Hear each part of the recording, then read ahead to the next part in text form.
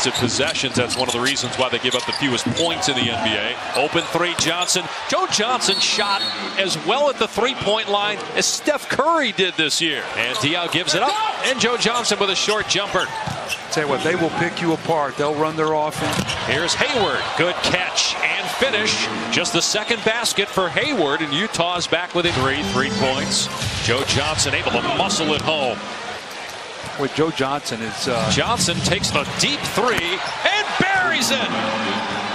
Joe Johnson from way out. These are two grown men right here. Joe Johnson against Blake Griffin. And Johnson, a beautiful shot. That's a flashback to ISO Joe in Atlanta right there. It was. Again, gets the bounce. Joe Johnson, a terrific first half. He's got 14 points, 9 in the quarter. A terrific first half for the Utah Jazz with 14 points off the bench. Johnson and Griffin are game changers, brought to you by Jim Beam.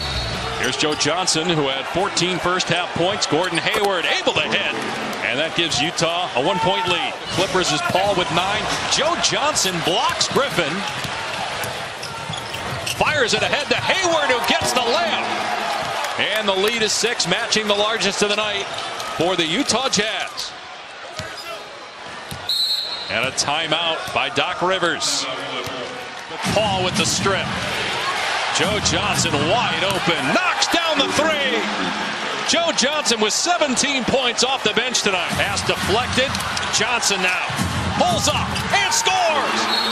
A 5-point lead for Utah. Joe Johnson with 19 points.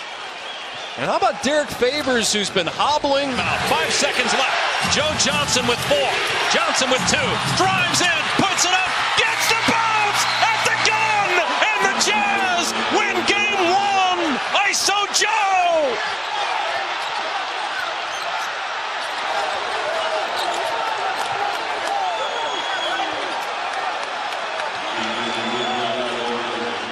Joe, first of all, take us through that last play. I just wanted us to get the last shot.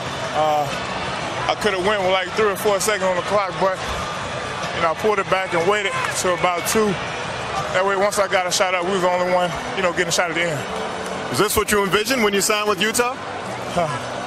Yeah, we got a great young team, man. We just got to keep fighting. Obviously, our big fella went down, but man, we made up for it with a lot of effort and a lot of hustle plays. What kept you guys from folding or from breathing that big sigh when you saw Gobert? It had to be so deflating, yet you guys really didn't seem to lose anything. What kept you guys going? It was motivating, actually, man. We knew they was going to write us off with a big fella going down, but guys stepped up and made plays. Now, it's supposed to be the young guys taking over this team, but there in the fourth quarter, the ball is in your hands again, especially at the end. How comfortable are you in that situation? And I guess it's going to be a while before you leave it to the younger guys. I'm very comfortable in those situations, man. That was, one of the reasons what made them come after me this summer. And, man, I'm glad to be a part of this great young team. We don't know the status of Rudy Gobert yet, but if you have to go without him, what can you take from tonight for the rest of the series? Man, we just got to keep fighting, man. We got to keep fighting and keep believing. Thanks a lot, Joe. Congrats.